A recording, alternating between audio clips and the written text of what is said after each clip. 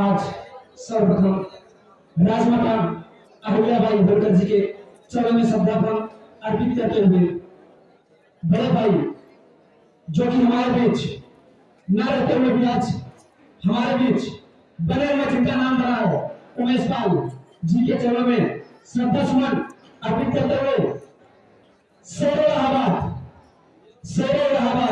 राजू पाल जी के चरणों में श्रद्धा सुमन अर्पित करते हुए मैं आप सभी को ये बताना चाहता हूँ चंद शब्दों के माध्यम से कि दोस्तों फूल बनकर जीना है तो कब तक जियोगे, फूल बनकर जीना है तो कब तक जियोगे, एक दिन विसर्जन फेंक दिए जाओगे। अरे जीना है तो पत्थर करके जियो, अगर तराशेगे तो सीधा भगवान बन जाओगे। मैं आज उमेश पाल मेरे भैया के इस श्रद्धांजलि के अवसर पर शोभा की दिन जल्दी करते हुए गंगा पार के समस्त नायकों जिन्होंने उमेश पाल भैया के को अपने दिल में बसाया उसका लीड करते हुए गौरव से चलकर राजू पाल इस टीम का अध्यक्षता निभाते हुए जयचंद्र भाई, दिलीप भाई, राजू भाई, आशीष पाल, लेजेंड प्रधान जी, इन सभी भाइयों की सहमति से लगभग पूरे शहर में 200 बाइकों का काफिला निकला। मैं सभी भाइयों का तहे दिल से आभार प्रकट करता हूँ और मैं ये चाहता हूँ कि इस अवसर इस शुभ नाम को दिल में बसाए रखिएगा। आने वाले हर रोज हर इस दिन पे हम लोग एक काफिला निकालेंगे। इसी के साथ मैं अपनी वाणी को समाप्त देता हूँ। जय हिंद, जय भारत। डॉक्टर मोहित पाल, धन्यवाद संचालक महोदय। सर्वप्रथम समाज में जन्मे महापुरुषों के चरणों में नमन करते हुए, लोक माता अहिल्याबाई के चरणों में नमन करते हुए एशिया पूरा जो दक्षिण भारत में अपने क्रांति से उजागर करने वाले पेरिया रामा स्वामी के चरणों में नमन करते हुए और सभी समाज के जो युवाओं को और समाज को आगे ले जाने में अपना योगदान दिए हैं उन सभी महापुरुषों के चरणों में नमन करते हुए और प्रयागराज और पूरे भारत में हमारे जो दो लाल स्वर्गीय श्री उमेश पाल, स्वर्गीय राजू पाल जो ने हमारे समाज में युवाओं के बीच में जो क्रांति पैदा किया उनको चरणों में ससा नमन करते हुए और हमारे बीच में जो महिला के रूप में आदरणीय जया भाभी जी संघर्ष कर रही हैं।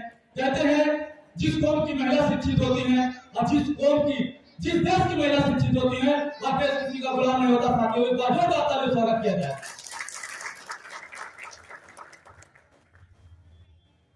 और कहते हैं जुनून और जज्बा हमेशा जिंदा रहना चाहिए, जान भले चली जाए लेकिन सम्मान जिंदा रहना चाहिए।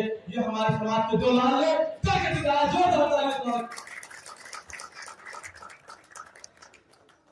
और हमारे बीच में जो युवा दूर से प्रतापगढ़ प्रयागराज से जुड़कर रैली के बीच में आए हैं, कहते हैं तलवारों के साए में इतिहास हमारा पलता है। जिस ओर जवानी चलती है उस ओर जमाना चलता है। रोड अभिभावक के लिए समाज के लिए संघर्ष करना एक अलग महत्वपूर्ण और एक सुकून मिलता है। इसलिए हम सभी से निवेदन करते हैं, जो वरिष्ठ और जो युवा और हमारे बीच में जो महिला आए हैं, और आप सब इसी तरह आगे आ करके अपना दौरा संभाले। चाहे कि देख लीजिए, चाहे हमारे देश की अभी राष्ट्रपति हो, इसके पहले मुख्यमंत्री भी हैं, बहुत सारे जो आप जो कर सकती हैं वह कोई भी कर सकता है। आपके कारण कोई भी समाज का पुरुष किसी भी समाज का है, वह समाज को अगर सेवा दे रहा है तो वह आपके लिए आपके योगदान से दे रहा है। आप उनका सहयोग करिए, साथ में शिक्षा का विशेष ध्यान दीजिए और समाज का मुख्य लगाव रखने के लिए मुख्य संदेश देना चाहते हैं कि समाज के कोई भी घटना हो, दुख में आप न पहुंचिए लेकिन सुख में जरूर पहुंचिए, सुख में न पहुंचिए लेकिन दुख में जरूर पहुंचिए, क्योंकि रिश्ते वो नहीं जो तस्वीर में दिखते हैं, रिश्ते वो हैं जो तकलीफ में दिखते हैं साथियों। और बता देना चाहते हैं, आप कसम कोई साथ छोड़ देगा लेकिन आपका कोई शिक्षा आपका हर कदम पे जब कोई साथ नहीं देगा तो शिक्षा देगा। शिक्षा की देन है कि जो भाभी आज लीडर होकर संघर्ष कर रही है, नहीं अगर शिक्षा नहीं रहेगी तो आप सबके शिक्षा की ऐसी ताकत है कि आप टूटे फूटे मकान में रहेंगे लेकिन सम्मान की जिंदगी जिएंगे और साफ सुथरा रहेंगे, किसी की गुलामी नहीं करेंगे। आप सब वादा करते हैं, ये केवल दे सकती है केवल शिक्षा दे सकती है। तो हमें शिक्षा, बिजनेस और अपने सम्मान और अपने गौरव का, और जो हमारे बीच में जैसे अब हम शिक्षित हो गए, पढ़े लिखे हो गए, संपन्न हो गए, हमें कोशिश करना चाहिए कि अगर हमारे समाज का आप जिस समाज के हो, उस बच्चे को, अगर आपका बच्चा बड़े स्कूल में पढ़ रहा है, उसको छोटे स्कूल में उसका बच्चा पढ़ रहा है, कोशिश करिए उसको मोटिफाई करिए, उसके साथ बैठने की कोशिश करिए, उसका भी हौसला बुलंद करिए। धन्यवाद साथियों। विनय सिंह एडवोकेट। धन्यवाद भाई संचालक महोदय। आज हम लोगों के लिए बहुत दुख का दिन है और समय है कि आज उमेश भाई जैसी हैसियत और शख्सियत को हम लोग आज पुण्यतिथि मना रहे हैं। दिल में काफी तकलीफ और दुख आज के दिन महसूस होता है, क्योंकि ऐसी शख्सियत हम लोगों के बीच में नहीं है।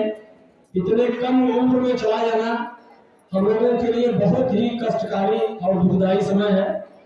ज्यादा कुछ बोलने का समय नहीं है। उमेश भाई के विषय में आप लोग जानते हैं, पहचानते हैं, उनकी शख्सियत के विषय में जानते हैं कि किस टाइप के इंसान थे जो इतने बड़े आतंकवादी से मुकाबला लिए और निश्चित रूप से अपना बलिदान भले हो गए, लेकिन उनको निस्त नाबूद कर गए, उनके परिवार, उनके खानदान को निस्त नाबूद कर गए।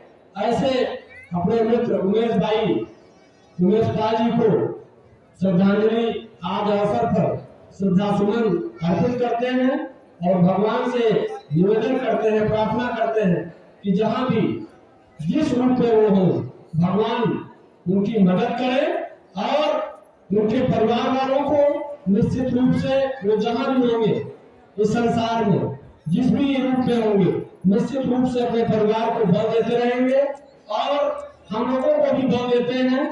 हम लोगों के लिए भी एक प्रकार से वो आदर्श है, उनका अनुकरण करना चाहिए कि किस तरीके से अपराधियों का, किस तरीके से आतंकवादियों के साथ मुकाबला किए और अपना बलिदान किए हैं। इस श्रद्धांजलि सभा में जो है हम उनको नमन करते हैं और जो जो उनके साथ सुरक्षाकर्मी भाई वो भी शहीद हुए हैं, उनके परिवार को भी हम साथ है और भगवान से प्रार्थना करते हैं कि ऐसी संवेदना को सहने की क्षमता दे। धन्यवाद। युवा नेता विजय पाल हमारे जस्ट मंच के पीछे खड़े हैं, उनसे हम आग्रह करेंगे कि आए और अपने उद्गार इस श्रद्धांजलि सभा को समर्पित करें। धन्यवाद भाई संचालक महोदय, बड़े भाई श्री शिवपाल जी। आज इस श्रद्धांजलि सभा में स्वर्गीय उमेश पाल जी के श्रद्धांजलि सभा में आए हुए समस्त माताएं, बहनें, नौजवान, बुजुर्ग शायद पश्चिमी से लेकर कलखानी से लेकर फर्जी और खराब दिन थापा होते हुए प्रतापगढ़ के कोने कोने से आए हुए समस्त भाइयों का सादर आभार। जैसा कि आप सभी सम्मानित साथी जानते हैं कि इंसान अपने कर्मों से महान होता है। आवाज थोड़ा बढ़ा दो। इंसान अपने कर्मों से महान होता है। सम्मानित साथियों, स्वर्गीय उमेश पाल जी जिस लड़ाई को लड़ते लड़ते सत्ता अपने प्राणों की आहुति देकर चले गए हम लोगों के लिए, उनके बलिदानों को अगर हम लोग यूं ही भुला देंगे, पाल बघेल धर्म समाज के साथ को ऐसे ही अगर हम उनके बलिदान को भुला दिए तो हमारा आज का इतिहास और हमारी आज की आने वाली पीढ़ियां ये गुलाम की गुलाम रह जाएंगी। साथियों, इसके लिए जिस लड़ाई को स्वर्गीय राजीव पाल जी लड़े और जीते और 6 माह के न्यूनतम कार्यकाल में ही उनकी जिम्मेदारी बेड़ने से हत्या कर दी जाती है। साथियों, उसके पीछे भी 70 वर्षों तक स्वर्गीय उमेश पाल उस लड़ाई को कानूनी अमली जामा पहना कर लड़ते रहे और अगर ये लड़ाई न लड़ते तो इसी प्रयागराज की धरती पर सिर्फ पाल बघेल धनगर समाज के साथी ही नहीं बल्कि पूरे हिंदू समाज के हर जाति बिरादरी के, हर व्यापारी के, हर ठेकेदार के पता नहीं किनके घर मातम मनाया जाता। उन्होंने अपनी बलिदानी दिया, अपने प्राणों की आहुति दी और तब जाकर के प्रयागराज की धरती को आजादी मिली और अपनी पता नहीं किसी कितने व्यापारी ताकि आबरू और धन लूटने से बच गया था। इसलिए आज वीर सपूत के श्रद्धांजलि के अवसर पर पाल बघेल धनगर समाज के साथियों हमें शपथ लेना होगा साथियों कि उनका जो सपना था, राजीव पाल और उमेश पाल का जो सपना था, उस सपने को साकार करने के लिए हम शपथ लें कि पाल बघेल धनगर समाज के उत्थान और उनकी विधवा युवक है वीरांगना श्रीमती जया पाल जी के हाथों को हम लोग मजबूत करेंगे और इनके कंधा से कंधा मिला करके हम लोग चलेंगे। इन्हीं सब बातों के साथ मैं अपनी वाणी को विराम देता हूँ। जय हिंद, जय भारत। आज इस द्वितीय श्रद्धांजलि समारोह के उपलक्ष्य में आप सबका स्वागत एवं अभिनंदन करते हैं। साथियों, आज हम लोग इस महाकुंभ मेले के अवसर की भीड़ भाड़ से लड़ कर इस द्वितीय श्रद्धांजलि को सफल बनाने के लिए इस कार्यक्रम में पहुंचे, इसके लिए बहुत बहुत धन्यवाद। और इस कार्यक्रम को सफल बनाने के लिए हम लोगों को एक होकर आने वाली 2027 की विधानसभा तक इतना संघर्ष करें और एकजुट होकर जया मामी का सपोर्ट और समर्थन करें कि उन्हें हम लोग उस काबिल बनाए कि जो कारवां मामा छोड़ गए उस कारवां को वो पूरा करने का प्रयास करें। कहीं न कहीं समाज के लिए जो करना चाहती है वो जब वो अपने स्थान को प्राप्त करेंगी तभी समाज का कल्याण हो पाएगा। साथियों, ज्यादा मुद्दा बोलते हुए इसी के साथ अपनी वाणी को विराम देता हूँ। जय हिंद, जय भारत।